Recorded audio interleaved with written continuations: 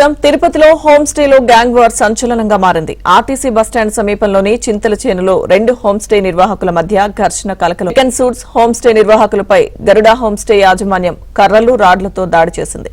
ఈ ఘటనలో Deccan suits home stay నిర్వాహకులు నరేష్, నవీన్, లక్ష్మీనారాయణ, ఫణీందర్రెడ్డికి తీవ్ర గాయాలయ్యాయి.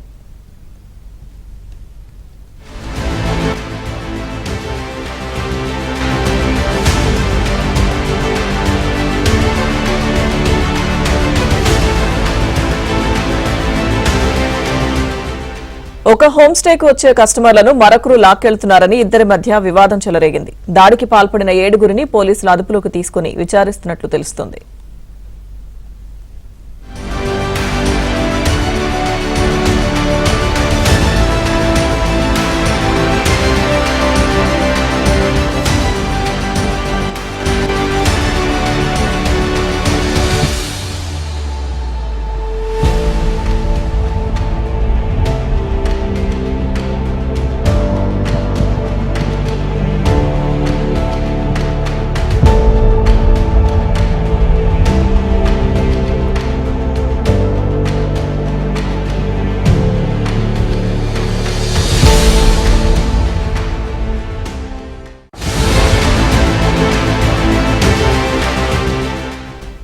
తిరుపతిలో గ్యాంగ్ వార్ కి సంబంధించిన పూర్తి అప్డేట్స్ మా ప్రతినిధి దినేష్ అందిస్తారు.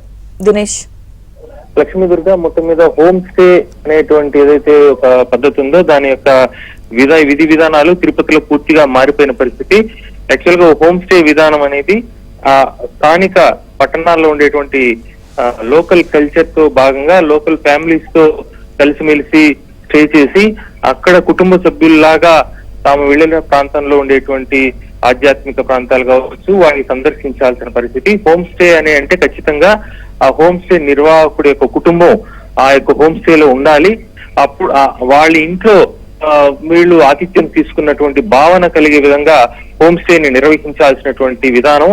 అయితే అందుకు భిన్నంగా తిరుపతిలో విపరీతంగా హోమ్ స్టేల యొక్క నిర్మాణం జరుగుతోంది.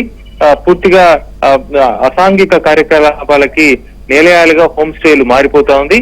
అందులో క్రమంగానే ఈ రోజు జరిగినటువంటి సంఘటన బస్టాండ్ సమీపంలో జరిగినటువంటి ఈ యొక్క గ్యాంగ్ వార్ లో తమ హోమ్ స్టే కి భక్తులు రాకుండా పిలుస్తున్నారని చెప్పి మద్యం తాగి మరో హోమ్ స్టే కి సంబంధించినటువంటి స్టాఫ్ పైన దాడి చేసి వాళ్ళని తీవ్రంగా గాయపరిచారు. పూర్తిగా రక్తం పారిన పరిస్థితి. చాలా దూరం గొడవ పడ్డారు.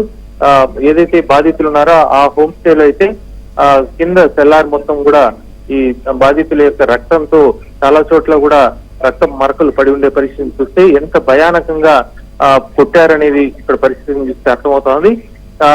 పూర్తిగా కమర్షియలైజ్ అవడంతో పాటు అసాంఘిక కార్యకలాపాలకి హోమ్ స్టేలు నిలయంగా మారింది. తిరుపతిలో విపరీతంగా హోమ్ స్టేలు నిర్మాణం జరుగుతోంది.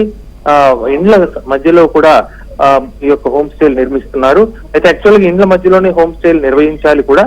అయితే ఆ యొక్క హోమ్ స్టే నిర్వాహకుడు ఆ హోమ్ స్టేలో కాపరు ఉంటూ వచ్చిన వాళ్ళని ఆతిథ్యం ఇచ్చి నిర్వహించాలి. అలా చేసినప్పుడు తన హోమ్ స్టేలో అసాంఘికమైనటువంటి వ్యక్తుల్ని అలౌ చేయడానికి ఆ కుటుంబం అంటే ఆ కుటుంబ యజమానికి బిడ్డలు వారి అందరూ కూడా అక్కడే ఉంటారు కాబట్టి ఎవరినంటే వాళ్ళని హోమ్ స్టేకి అలౌ చేసే పరిస్థితి ఉండదు.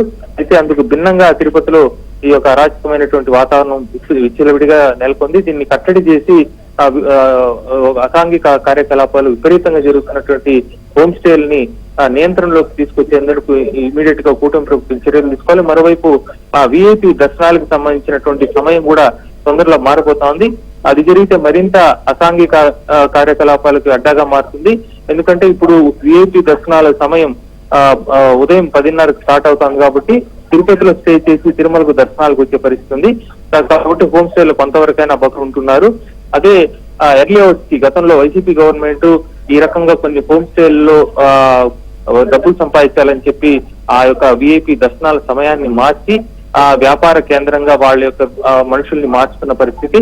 అయితే ఆ రకంగా కాకుండా మళ్ళీ ట్రైల్ రన్ గా ఈ రోజు హోమ్ యొక్క విఐపి దర్శనాల సమయాన్ని కూడా ఎర్లీ అవర్స్ కు మార్చే పరిస్థితి ఉంది. నేపథ్యంలో అదే జరిగితే వైఐపి దర్శనాల సమయం కూడా మారితే తిరుపతిలో ఉండేటువంటి హోమ్ స్టేలు పూర్తిగా అరాచక కేంద్రాలుగా మారే పరిస్థితి కనిపిస్తా ఉంది. Lakshmi Durga. Okay Dinesh, thank you.